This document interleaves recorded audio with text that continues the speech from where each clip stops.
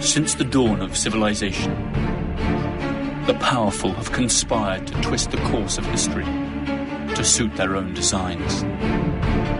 Like puppeteers, a few shadowy figures could still be pulling the strings of destiny for billions.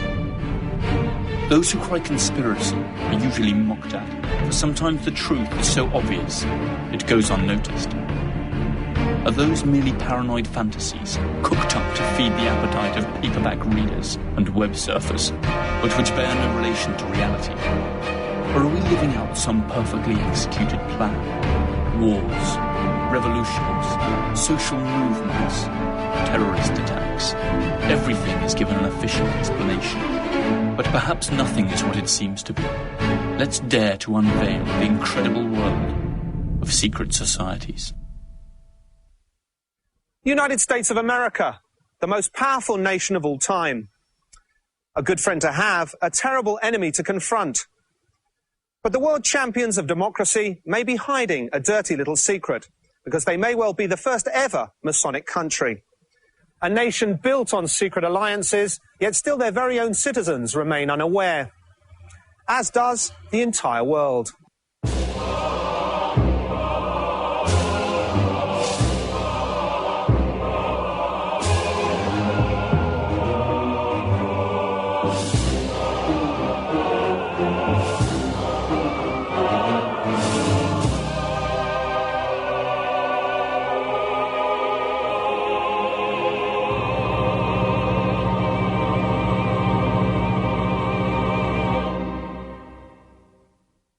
Among those who instigated the American Revolution, the French Revolution, and the Latin American Wars of Independence, a startling number were either paid-up Freemasons or sympathetic to Freemasonry. But particularly in the case of the United States, the Masonic influence didn't stop once independence had been achieved. Freemasonry also later participated in the planning and development of this country's political infrastructure, and in the management of it up to modern day. Whether this is a good or bad thing depends on one's opinion about Freemasonry. So first, we should understand what Freemasonry is all about. Freemasonry is a secret brotherhood whose origins go back to the builders' guilds of the Middle Ages. Maçon in French means bricklayer. It was born out of the need of these craftsmen to aggressively protect their skills, and by doing so, to maintain their status and livelihoods. In addition, their secrecy helped save their brethren from official persecution, since many of the Masonic ideals clashed head-on with those of the Church in Rome. By the end of the Middle Ages, Masonry had evolved into Freemasonry, or Free and Accepted Masons. Free for not admitting slaves or serfs into their ranks, and accepted for now accepting not only builders, but also anyone who swore allegiance to their rules. Freemasonry became an anti-clerical, an anti-monarchical secret society that kept many of the symbols and rituals of the original builders' guilds. Though it became a civilian social organization with avowedly humanistic objectives, on many occasions its operations were secret and unmistakably political. For centuries, Freemasonry was officially persecuted by the church and the establishment. However, many nobles and clergymen did in fact belong to this secret society. Its ability to attract even those who were supposed to be against it made Freemasonry all that more intriguing and disturbing. The origins of Freemasonry in the United States go back to 1682, when Scotsman John Skene, an active member of the Scottish Aberdeen Lodge, took residence in the American colony of New England. 3 years later, he was made Deputy Governor of West Jersey. Jonathan Belcher, who was Royal Governor of Massachusetts and New Hampshire, became a Freemason in London in 1704, and boasted of being the first Freemason to be born in the United States. By 1776, what we now call the United States were barely 13 small colonies crowded upon the East Coast. They had been founded by English Protestant Puritans, the famous Pilgrims. who had been expelled from England by the powerful Anglican Church. The rest of the country was a rich and vast terrain inhabited exclusively by native tribes, an unexplored land that was more often than not conquered at gunpoint. This was an era where men worked, fought and dreamed while God watched them from the pulpit, or so they believed. In that rugged landscape, within a social structure dominated by the Puritans, the first Freemasons began to disseminate the revolutionary ideas that they had brought from Europe. Ideas of religious freedom, independence, science, rationalism, and humanism.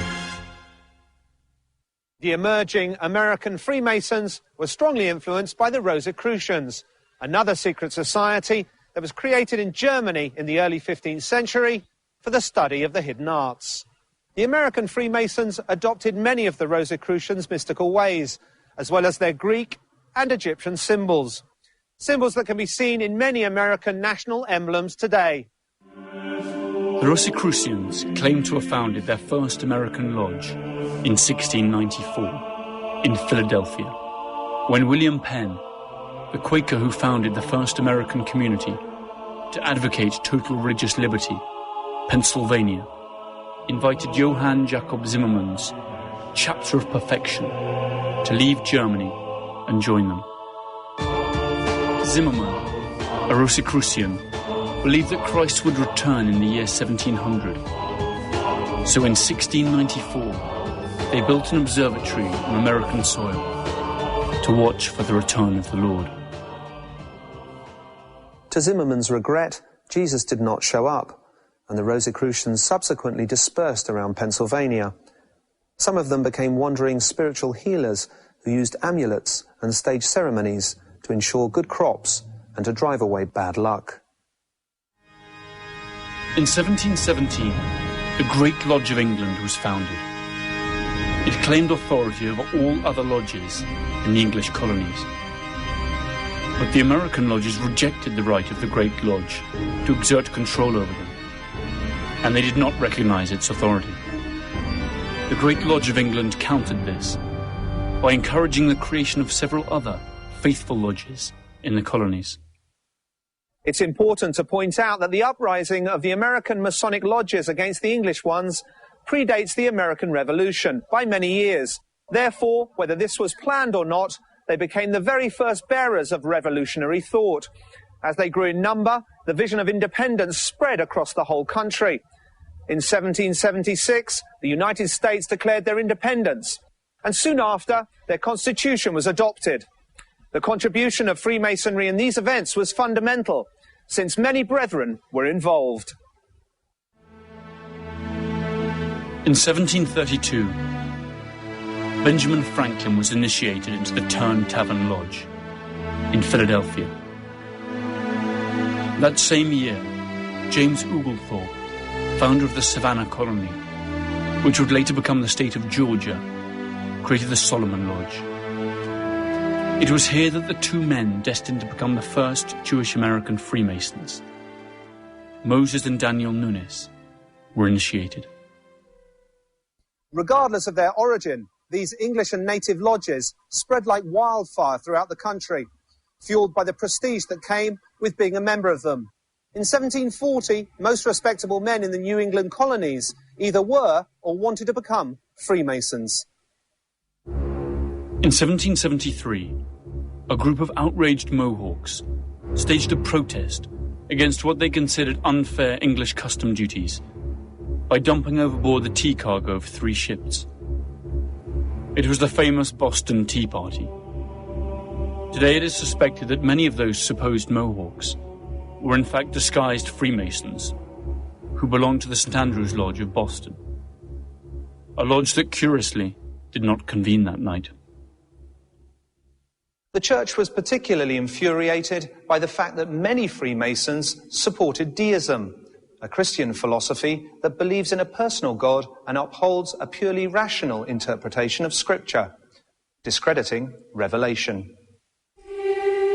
According to deistic principles, the Bible holds many truths and wisdom, but it is not inspired by God.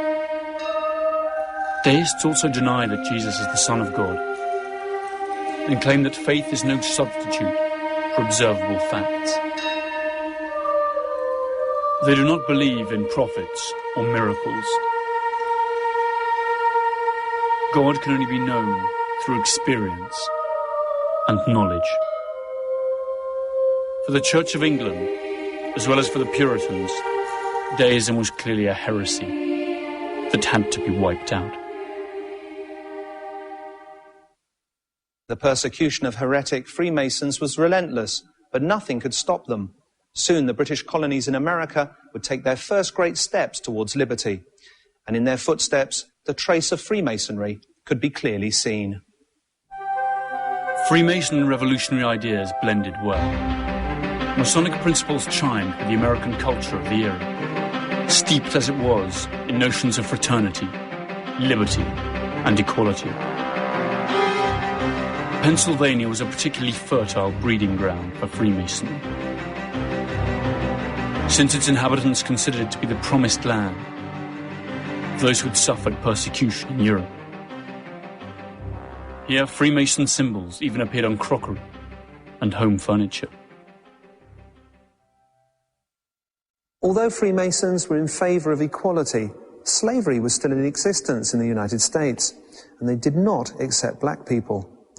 So those freed slaves began to found their own lodges. Such was the case of the Prince Hall Lodge.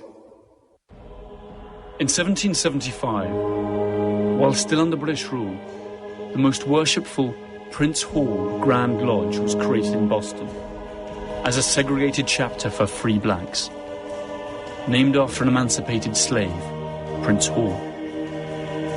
During the War of Independence, many of these black Freemasons, including Prince Hall, joined the revolutionary forces and fought with the Continental Army against the British.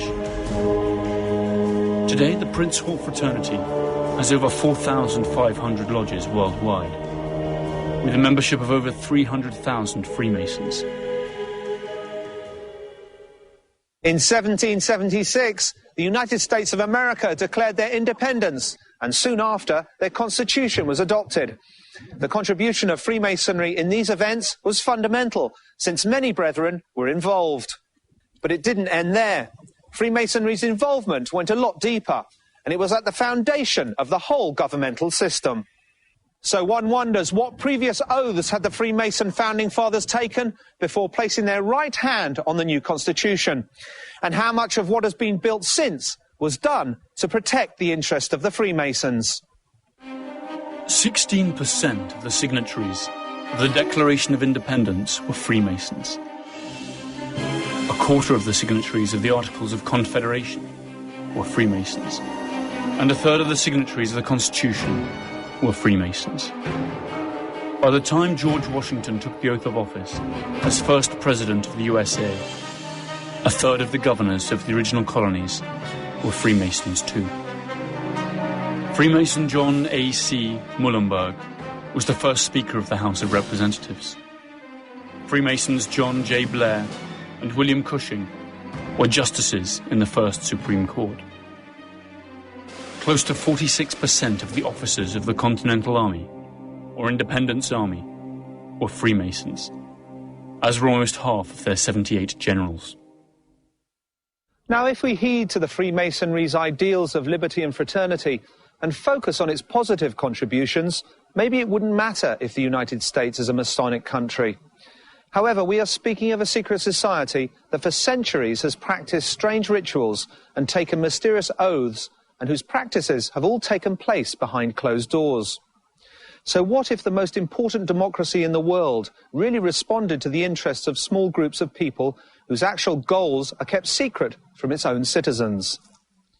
How much of the phrase "all men are equal under the law" remains true when we discover that the architects of this great democracy belong to societies whose members protect each other and won't even let their own women join? After the Declaration of Independence, American lodges declared their own independence and stopped concealing their existence. They began to open headquarters in public buildings for all to see. This increased their popularity. Masonic halls were often used for social and civil gatherings, since they were usually the best venues in town. In spite of their declared non-political affiliation, Masonic lodges indeed became active in politics, and often operated openly and side by side with the established political parties. Today we can see numerous traces that confirm the presence of Freemasonry in America. They are in plain view all around us, from the more conspicuous Masonic temples to the lesser-known symbols that are incorporated in its very own currency. And that is only the tip of the iceberg. What is actually below the surface? What is it that these symbols mean, that almost 300 million citizens swear by every day? What is the true ideology of the most powerful country in the world? And how does it affect their actions? And where will it lead them?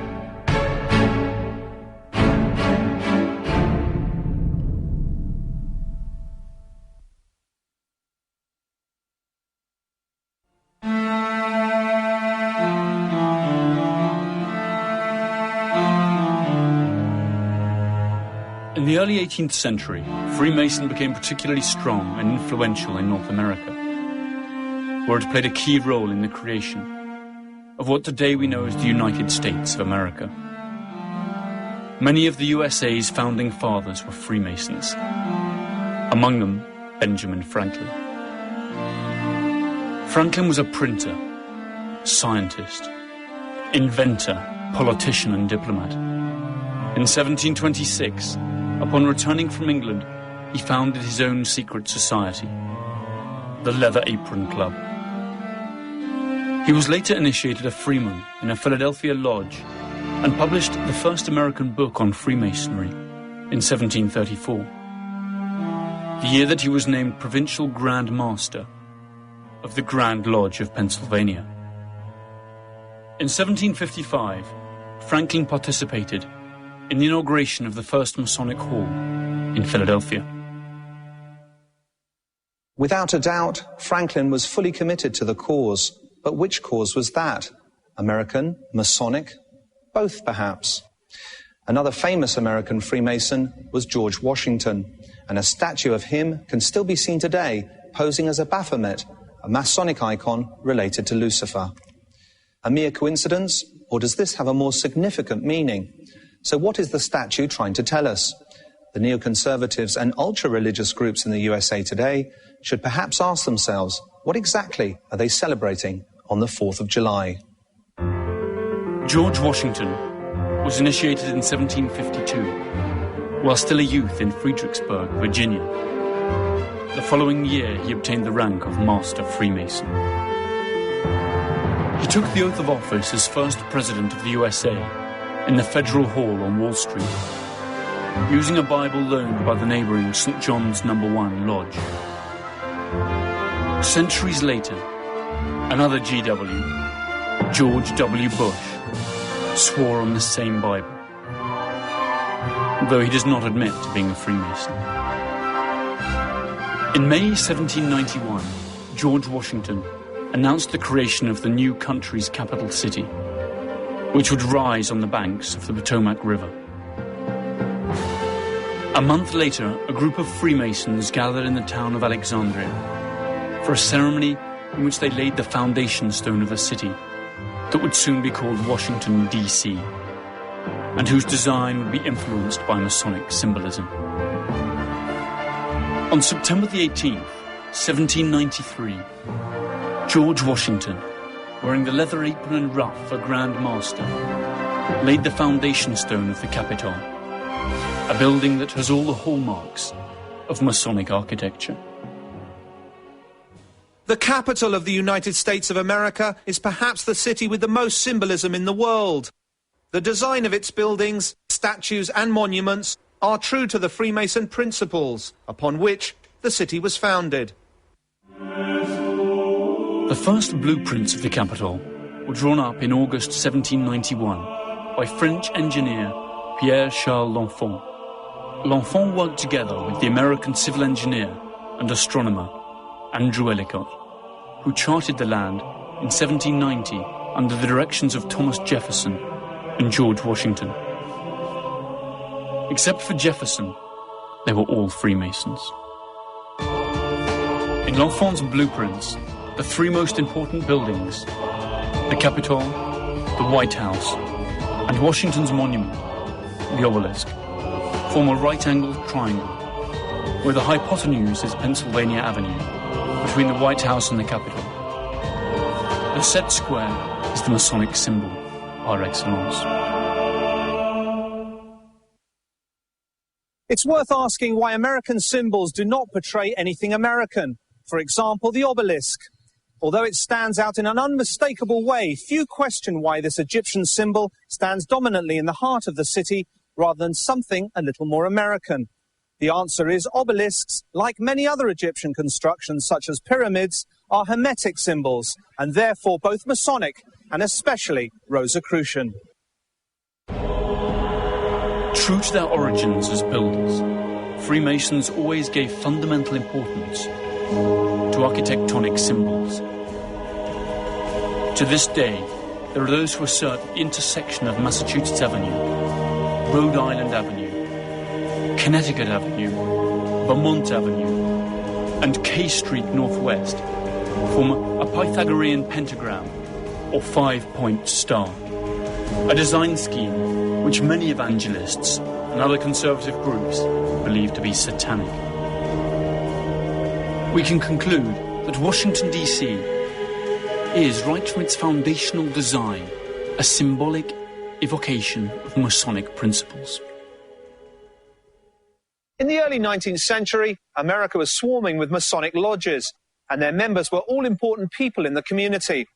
Now, if the Brotherhood had done so much for the American Revolution, if their principles were so innocent, and they enjoyed widespread influence and social prestige, why did the lodges still remain so secretive? What did they have to hide, once free from the monarchy and the Church of England? Perhaps the many Freemasons that are studied in American history textbooks today could have provided us with the answers. In 1801, John Marshall, previously Grand Master of Virginia, was named Chief Justice of the Supreme Court. In 1804, Lewis and Clark, both Freemasons, left St. Louis to explore the Pacific coast, becoming the first pioneers, and in the process claiming land that belonged to Native Americans in the name of the United States, and presumably Freemasonry. Freemason Stephen Austin established the first Anglo-American colony in the Mexican state of Texas. Andrew Jackson was the first president of the USA to previously have been Grand Master of his own state. He was in office from 1829 to 1837. However, in this, its most active period, Freemasonry was infiltrated by a sect who had disturbing objectives, the Illuminati of Bavaria, who were, or still are, a mysterious organization who are capable of infiltrating one of the oldest brotherhoods in the world to manipulate it for their own needs.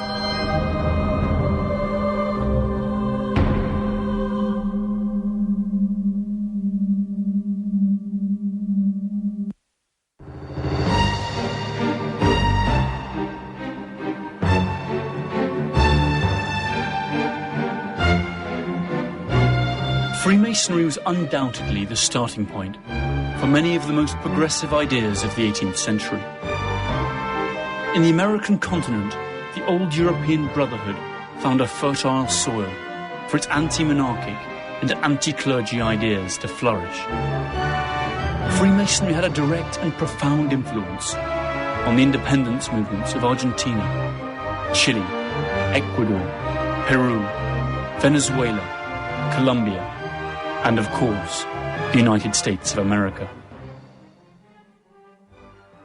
Up to this point, we can say that beyond the typical criticism, Freemasonry's role in American history was positive.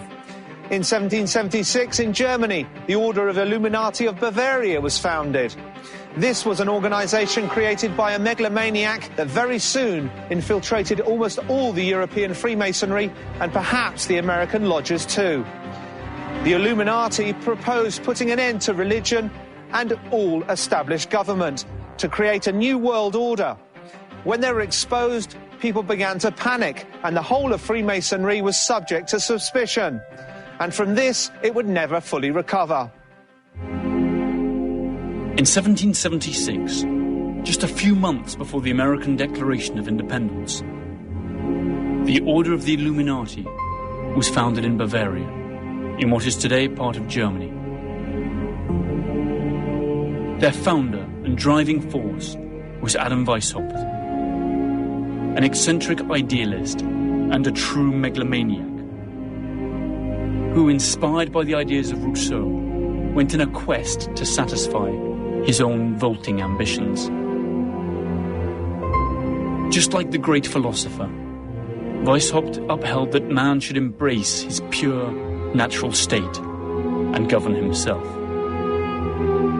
But unlike Rousseau, Weishaupt advocated the dissolution of the state, the abolition of private property, and the banning of all religions.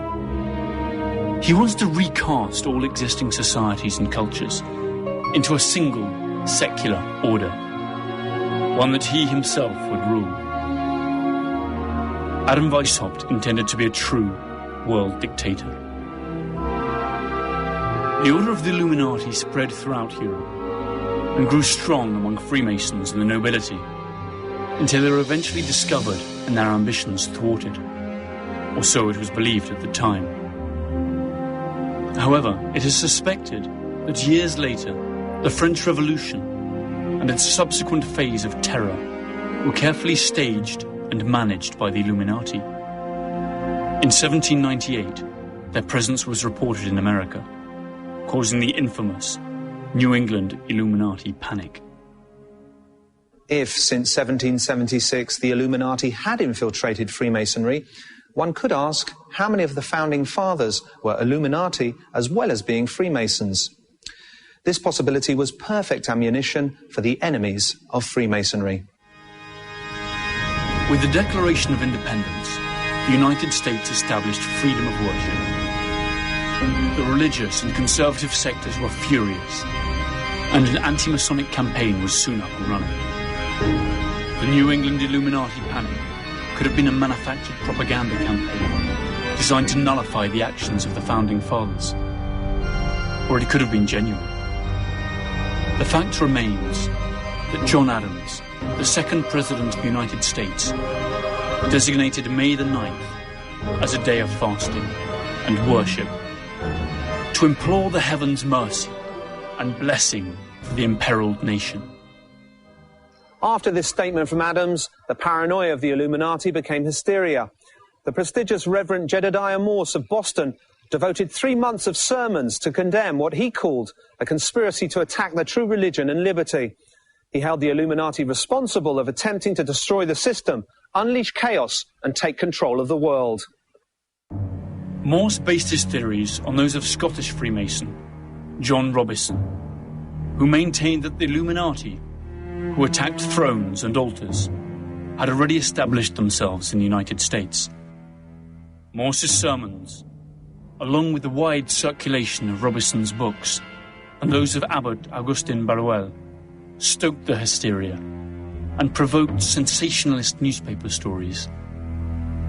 In the end, no hard evidence of an Illuminati conspiracy could ever be found. However, there is one curious fact. Thomas Jefferson himself, one of the founding fathers of the new nation, defended the Illuminati in writing. From that moment on, he would be accused himself of being one of the infiltrators in America. After reading one of the books by Burwell, Jefferson wrote a letter to Bishop Madison, saying that Adam Weishaupt believes in the indefinite perfectibility of man. He thinks that he may in time be rendered so perfect that he will be able to govern himself in every circumstance so as to injure none, to do all the good he can, to leave government no occasion to exercise their powers over him, and of course, to render political government useless. This, you know, is not far removed from our own ideals. Was Thomas Jefferson an Illuminati? His enemies immediately used this letter against him. The Federalist Party hit back and accused the Democratic Republican Party, headed by Jefferson and Madison, of being puppets controlled by the Illuminati. The truth perhaps will never be known, but it is worth pointing out that Jefferson's and Madison's party is the direct ancestor of the modern Republican and Democrat parties that have dominated the US political system since the Civil War. The design of the Great Seal of the USA itself is covered with Masonic symbols. Some even dare say Illuminati symbols. And this seal is printed, of all places, on the dollar bill, the very currency that rules the world. The Great Seal of the US was created in 1782, and due to its Masonic symbolism, it has been accused of being both Illuminati and Satanist by various conservative and religious groups. One side shows the American bald eagle. The original design had a phoenix, another Masonic symbol. Above the eagle can be seen 13 stars inside a circular design, representing a new constellation. The stars are five-pointed, or pentagrams, a Masonic and Hermetic symbol. It is often linked to satanic worship. The layout of the pentagrams forms a hexagram, or Star of David, another Kabbalistic and Hermetic symbol. On the right claw, 13 arrows. On the left, an olive branch with 13 leaves. Across the breast of the eagle, a shield with 13 stripes. Why 13? Maybe because this was the number of the original American colonies. Or maybe because this is the number of Illuminati degrees. But the most curious details on the reverse side of the seal, where there is a truncated pyramid with 13 steps. The capstone bears the symbol of the great architect of the universe, the all-seeing eye. Underneath the pyramid reads Novus Ordo Seclorum, or New Secular Order, strikingly similar to the Illuminati's manifesto for a new world order. It is also possible to draw a pentagram whose vertices rest on letters M, A, S, O, N, and the all-seeing eye. These letters spell both Mason as well as AONSM, that could stand for Ancient Order, Noble Mystic Shrine, an order appendant to Freemasonry. The pyramid itself is a typical Masonic symbol. The year 1776, in Roman numerals, corresponds to that of the Declaration of Independence, but also to the year in which the Order of the Illuminati was founded. E pluribus unum means from all one, a phrase that has been associated with the Illuminati plans of world domination under a single government. What part of this is mere chance? How much just fantasy? And what is actually true? Who can say? Though we cannot forget that most of these accusations came from the ultra-conservative sectors, similar to those that still prevail in the United States today. People who are oversensitive, phobic and paranoid, and fans of the traditional sport of witch hunting. The panic generated by Morse's sermons finally dissipated, but less than 3 decades later, a massive anti-Masonic paranoia was unleashed, and this time its members would be pursued relentlessly.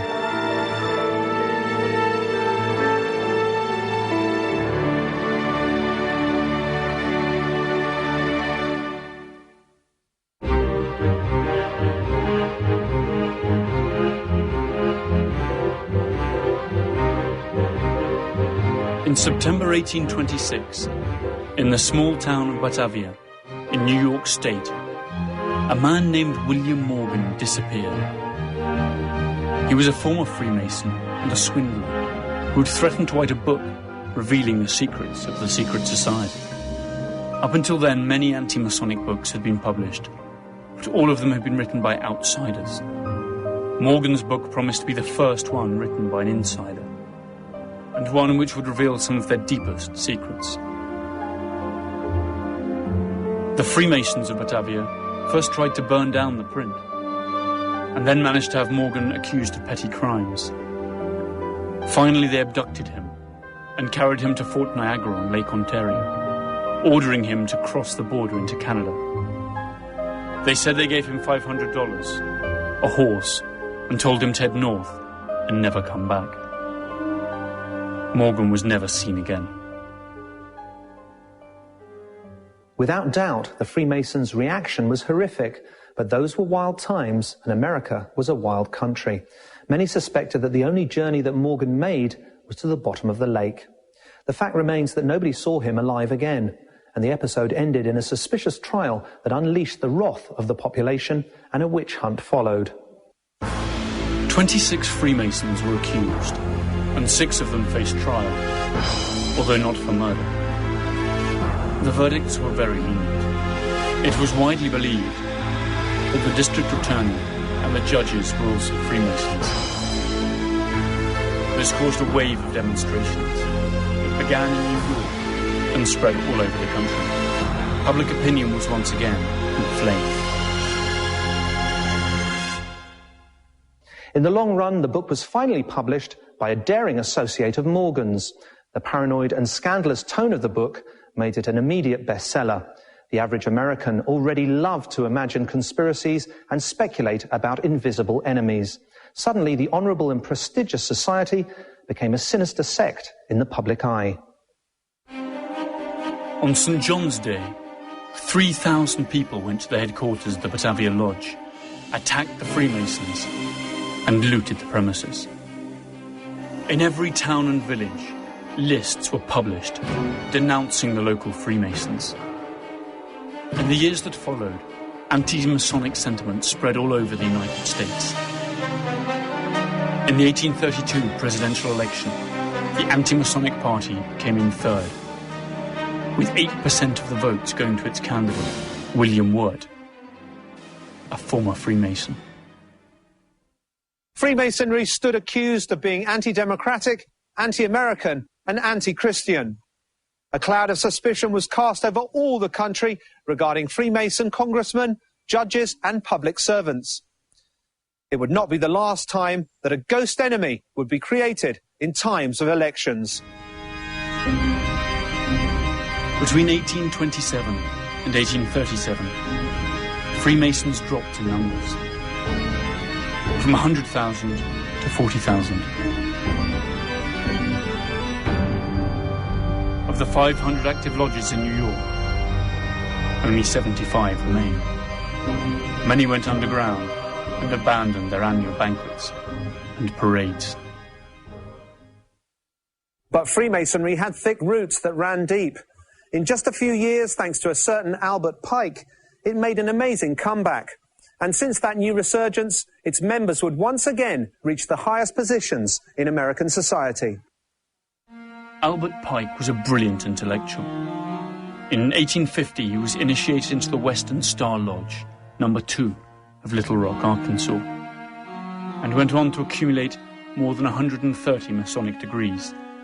It has been said that Pike was an Illuminati, and also one of the founders of the Ku Klux Klan, though there is little evidence to support either of these claims.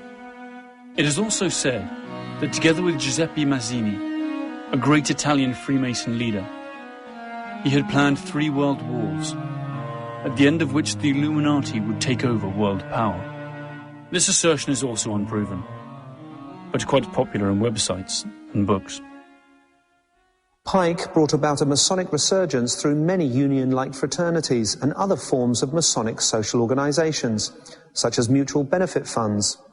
These became prosperous business ventures, quite popular with the American middle class, and made Freemasonry popular once again.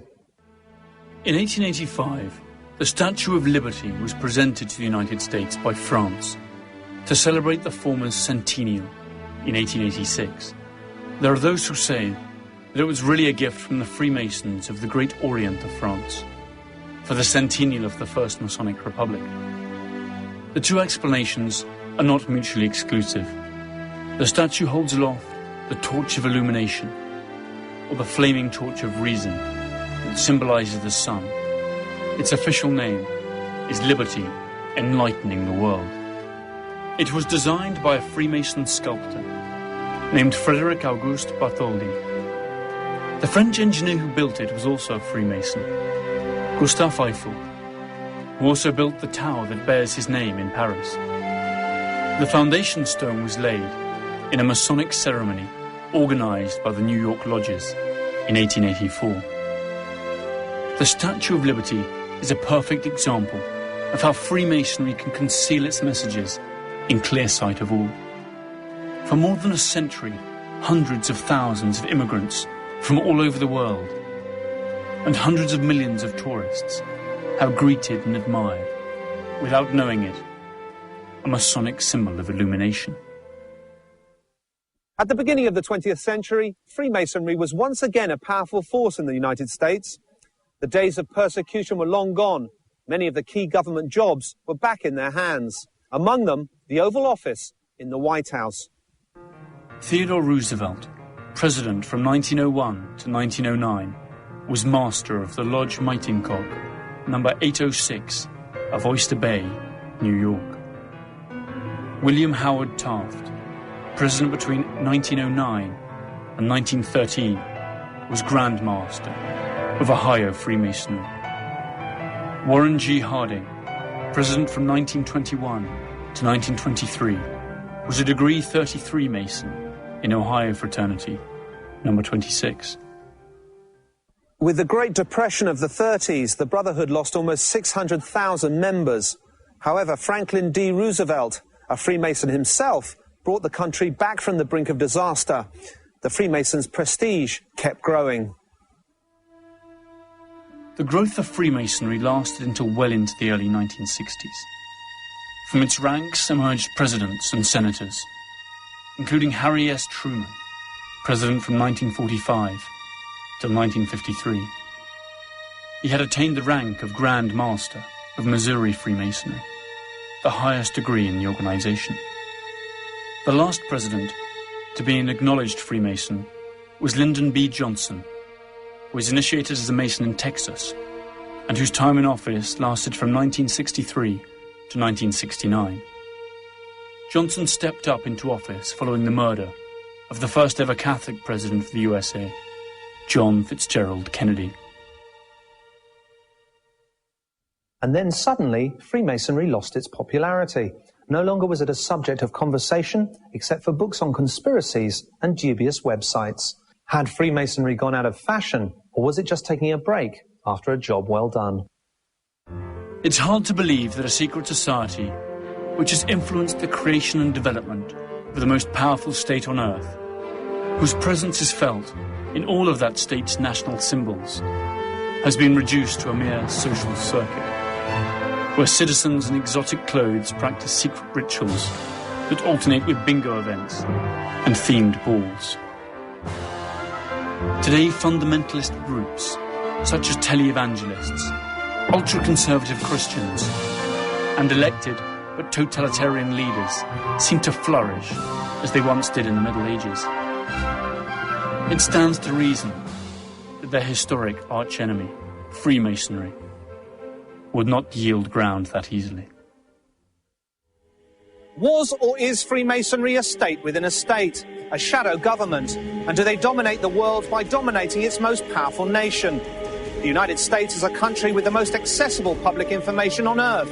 However, it was built brick by brick, law by law, following the secret principles of a hermetic society that doesn't even open its rituals to the public. A large percentage of the country's leading men were or are Freemasons. In the land of opportunity where all are supposedly equal under the law, how does belonging to this special brotherhood help you in any way? How many American symbols really represent something different to what citizens believe? The vast majority of American citizens hold a job, pay their mortgage, watch the news at 8, and most of them even vote when they are required to. They live under the illusion that they control their own destiny and the destiny of their families. Meanwhile, the all-seeing eye watches attentively from the very currency that they all work so hard to attain.